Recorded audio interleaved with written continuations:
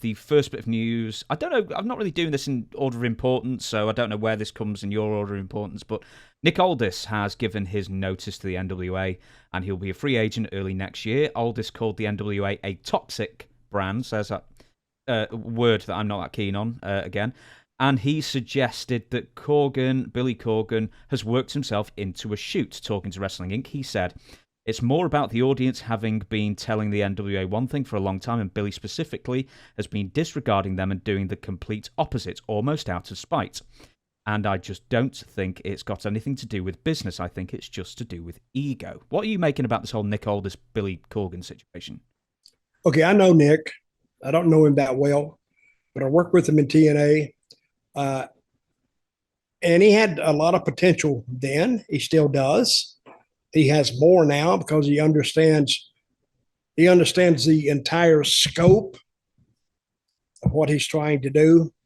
And the issue with Nick and Billy, I don't quite understand the beef, because Aldis was their champion like forever. And I think Nick now sees the business in a different way than Billy sees it. And they have a difference. And this has been going on for like 6 months, 8 months, or whatever. And you would think by now they would have actually come to some kind of an agreement or a working arrangement to where both of them are happy. Obviously, that didn't happen. So I think we'll see Mr. Aldis taking his bag and getting in his car and going to where the grass he thinks is greener. And somebody asked me the other day actually about this very same thing. And so where do I think he should go? Well, there's only two places he really can go. And upgrade himself, and that would be to AEW. AEW, I say W, I'm down south. AEW or the WWE.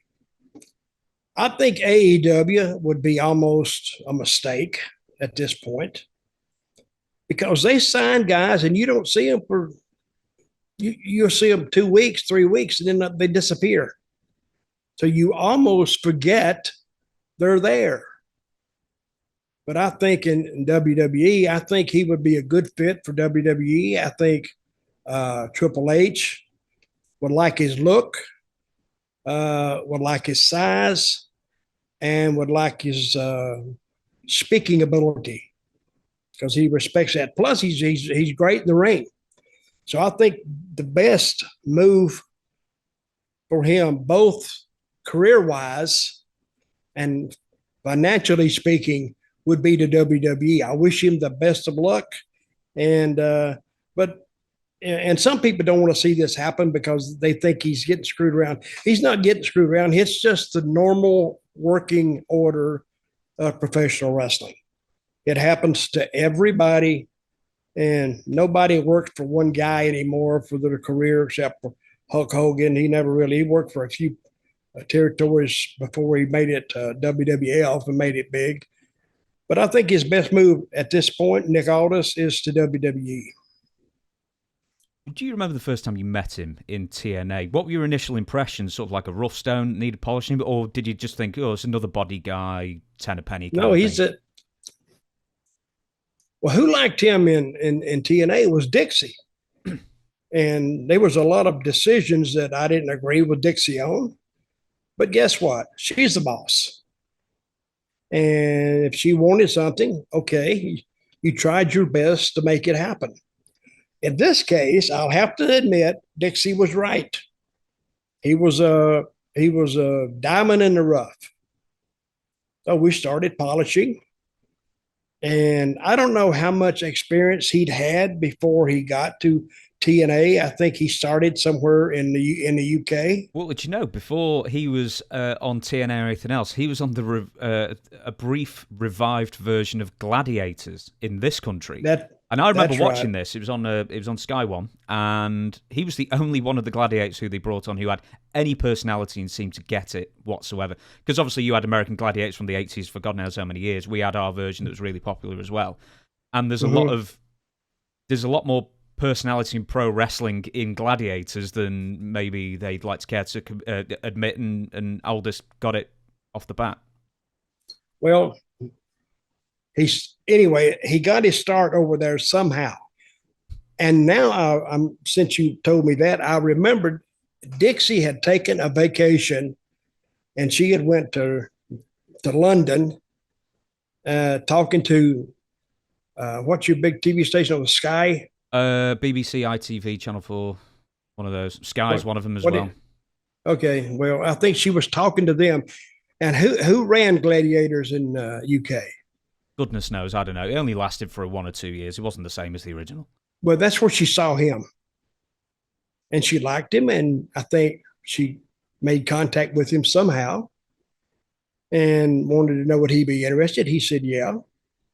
And where he got his training, I don't know, but I think he was like a natural. You don't got to go in there and I mean just work and work and work to get him to do an arm drag. I mean he was a natural, but that's where she met him, and then she brought him to TNA, and like I said, he was like a diamond in the rough. Uh, Dixie was right about this Nick Aldis guy. He was a good talent. Plus, he had the mind for it and the temperament. See, that's what a lot of people don't get about wrestling. You have to have a temperament for this business. If you're picky, or things hurt your feelings, don't get in the wrestling business.